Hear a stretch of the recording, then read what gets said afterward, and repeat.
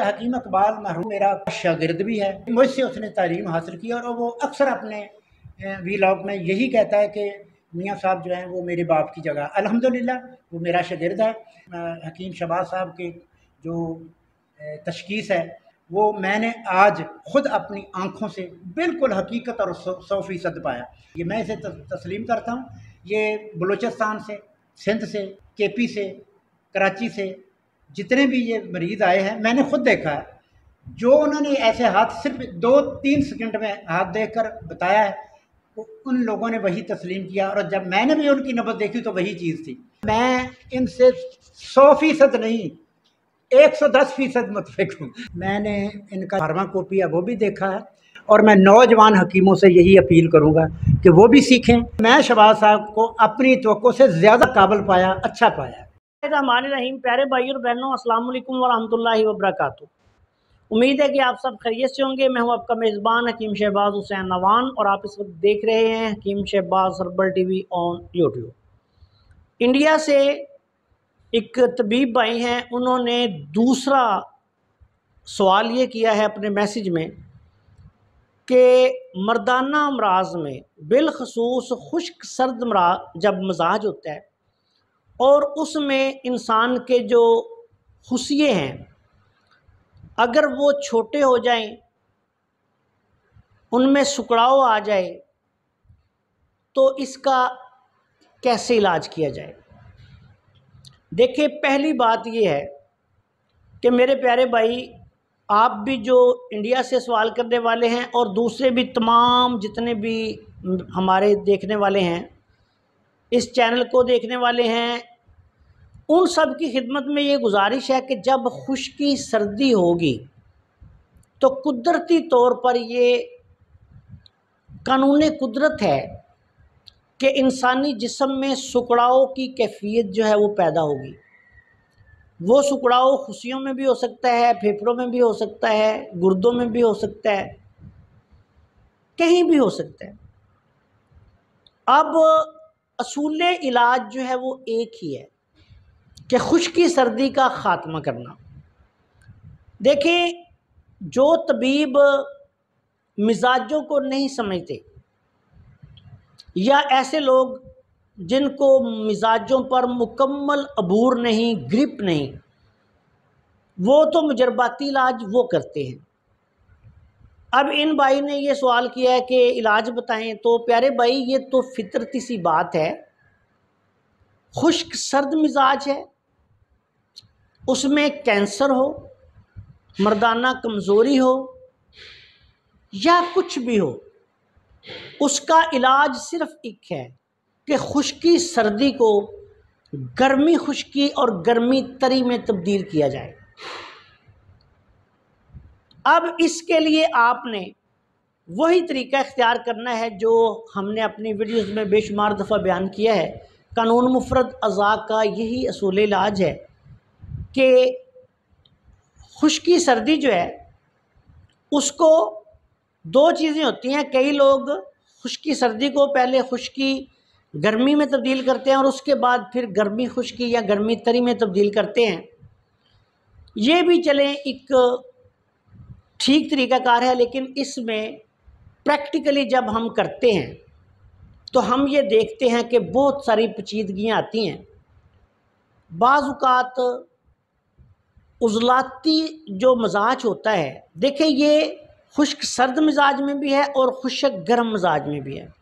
حضرت صابر ملتانی رحمۃ اللہ علیہ جو کہ قانون مفرد اعضاء کے بانی ہیں، موجد ہیں، حکیم انقلاب ہیں، اور انہوں نے اس تحقیق کو دنیا میں پہلی دفعہ پیش کیا تھا۔ انہوں نے خود اپنی کتب میں 3 تحریکوں کے تحت ہی علاج لکھا ہے: اعصابی کا عضلاتی میں، عضلاتی کا غدی میں، غدی کا اعصابی میں۔ بنیادی قانون جو ہے وہ یہی ہے، لیکن آگے انہوں نے اس کی مزید تفصیل جو ہے وہ 6 تحریکوں میں بیان کی ہے۔ لیکن یاد رکھیں کہ قاعدہ اور کلیہ یہی رہے گا کہ اعصابی کا علاج عضلاتی سے، عضلاتی کا غدی سے، اور غدی کا پھر اعصابی سے۔ یہی قوانین قدرت ہیں۔ الکلی کو آپ نے ایسڈ میں ایسڈ کو سالٹ میں اور سالٹ کو الکلی میں اس طرح تبدیل کرنا ہے تو یہ پھر ایک دوسرے کے اینٹی ڈاؤٹ ہو جاتے ہیں۔ اس سے پھر اللہ کے فضل و کرم سے تمام مسائل جو بھی ہوں وہ ختم ہو جاتے ہیں۔ اور ایک بات یاد رکھیں کہ پوری دنیا کی جو میڈیکل سائنس ہے یا ویسے آپ پوری دنیا کا نظام دیکھیں اس میں بھی یہی قانون جو ہے، قوانین قدرت میں سے یہی قانون جو ہیں وہ کار فرما ہیں۔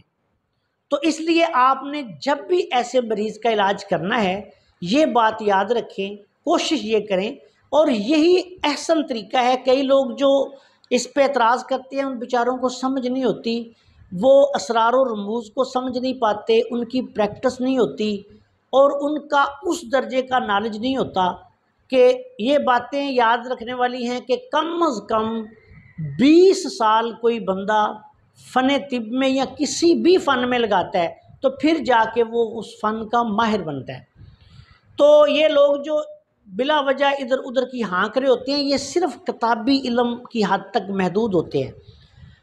اسرار سینہ بسینہ جو ہوتے ہیں ان سے محروم ہوتے ہیں۔ استادوں کی مار انہوں نے کھائی نہیں ہوتی، استادوں کے پاس وقت جو ہے وہ انہوں نے کیا گزارنا ہے۔ یہ تو 10 منٹ کی کوئی تعلیمی ویڈیو آ جائے تو اس پہ شور مچانا شروع کر دیتے ہیں۔ ان کو صرف نسخے سے غرض ہوتی ہے کہ ہمیں کوئی ایسا مجرب ٹوٹکا یا نسخہ مل جائے۔ فن سے جو اصل علم و حکمت ہے، طب ہے، اس سے یہ 1000 کوس دور بیٹھے ہوتے ہیں۔ تو ایسے لوگ جو ہیں وہ تو ان چیزوں کا علاج، ان بیماریوں کا، ان مسائل کا کر ہی نہیں سکتے۔ تو میرے پیارے بھائی اصول یہی رہے گا، اس کے مطابق اب آپ نے سلیکٹ کرنا ہے کہ آپ کا جو مریض ہے اس کو آپ نے مجون ریگ ماہی دینی ہے یا جوارش جعلی نوش دینی ہے یا اس کو لبوب کبیر دینا ہے یا آپ نے اسے خمیرہ ابریشیم حکیم ارشد والا دینا ہے۔ یہ چیزیں جو ہیں یہ اب آپ نے اپنے مریض کی حالت کو مد نظر رکھ کر فیصلہ کرنا ہے کہ آپ نے اس کو کیا دینا ہے۔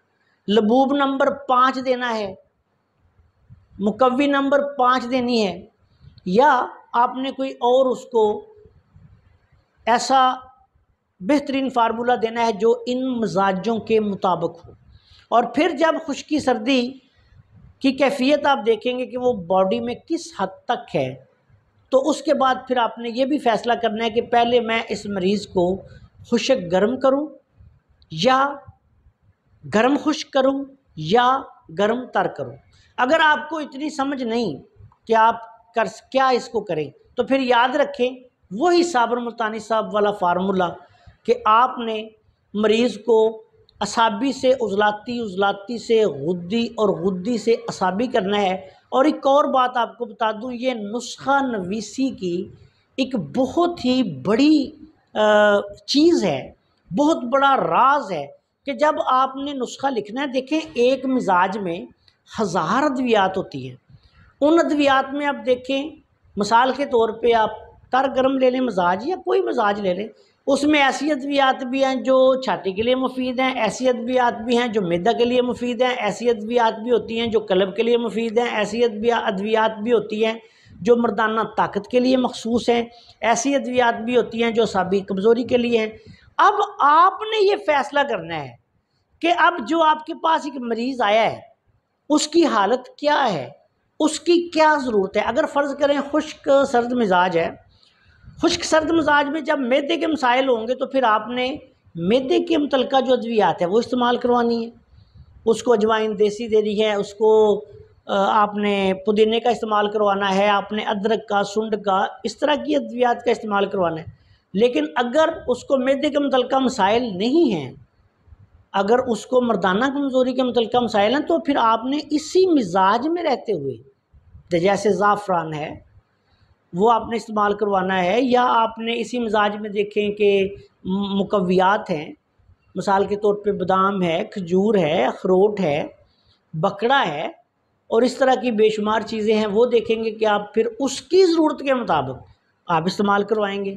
اگر آپ دیکھیں گے کہ اس کے جسم میں حرارت کی بہت زیادہ کمی ہے تو پھر ان ادویات کے ساتھ کوئی اور سٹرانگ زعفران وغیرہ کے جو اچھے مرکب ہیں وہ استعمال کروائیں گے۔ اگر آپ دیکھیں گے کہ اس مریض کی قوت مدافعت بھی جو ہے وہ بہت زیادہ کم ہو رہی ہے اور دوسرے اعضائے رئیسہ بھی ڈسٹرب ہیں، تو پھر آپ خمیرہ ابریشیم حکیم ارشد والا اس کو استعمال کروائیں گے، عرق امبر استعمال کروائیں گے، عرق ماء اللحم استعمال کروائیں گے، اور اسی طریق پر پھر آپ نے تمام جو مجربات ہیں وہ بھی استعمال کروانے ہیں۔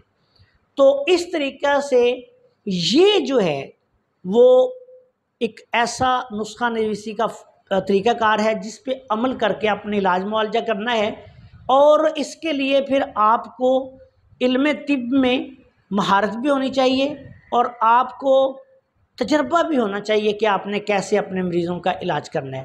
اکثر لوگ جو یہ سمجھتے ہیں کہ سیدھی 6 تحریکیں قانون مفرد ذا کی سمجھ کے یا 3 سمجھ کے ہم یہ ہے تو اس کو وہ دوائی دے دیں گے تو وہ یہ دے دیں گے تو وہ ٹھیک ہو جائے گا، ایسا نہیں ہوتا۔ یہ بات یاد رکھیں، یہ میں ذمہ داری سے بات کر رہا ہوں اور اللہ کے فضل سے میرا 35 سال کا تجربہ ہے علاج معالجے میں، میں ایسی بات نہیں کر رہا۔ یہ صرف جو لوگ آپ سمجھتے ہیں صرف کتابی باتیں یا ایسے یوٹیوبر جن کا طب کے ساتھ کوئی تعلق ہی نہیں۔ دیکھیں سیدھی سی بات ہے کہ ایک بندہ مولوی ہے، اس کا کام ہی جو ہے وہ طب نہیں، اس نے نہ کسی طبیہ کالج سے پڑھا ہے، نہ کسی اس نے استاد سے سیکھا ہے، نہ اس نے کوئی تجربہ کیا ہے، وہ صاف کہتا ہے کہ مجھے نہیں پتا، جتنا مجھے علم ہوگا میں آپ کو بتا دوں گا۔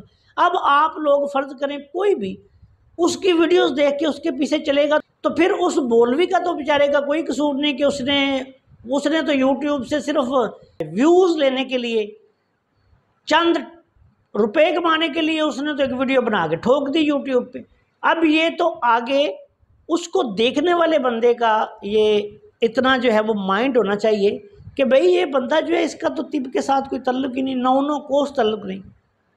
میں اگر فرض کرے ایک طبیب ہوں ادھر بیٹھ کے تو میں کوئی فتوے دینے شروع کر دوں، مفتی بن جاؤں، تو میرا کوئی فتویٰ جو ہے اس کی کیا حیثیت ہوگی؟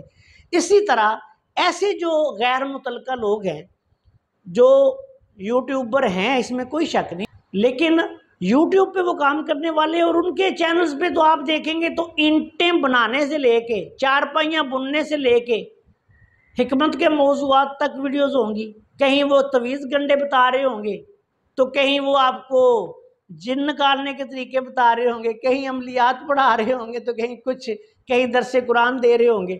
تو میرے پیارے بھائیوں یہ لوگ تو صرف ایک ایسے سمجھ لیں کہ یوٹیوب سے ارننگ کے لیے آتے ہیں، ان کا اصل علم و حکمت کے ساتھ کوئی تعلق نہیں، کوئی واسطہ نہیں، نہ یہ ان کا پیشہ ہے۔ تو میرے پیارے بھائیوں اور بہنوں جو طبیب ہیں میرے خیال میں ان کو سمجھ آگئی ہوگی کہ جنسی امراض میں بالمزاج نسخہ نویسی کیسے کرنی ہے۔ آپ سے گزارش ہے کہ اگر آپ نے ابھی تک ہمارے چینل کو سبسکرائب نہیں کیا تو چینل کو سبسکرائب کر لیں اور ہماری ان ویڈیوز کو اپنے دوسرے دوستوں کے ساتھ شیئر بھی کر دیا کریں تاکہ وہ بھی ان سے فائدہ اٹھائیں۔ السلام علیکم ورحمۃ اللہ وبرکاتہ۔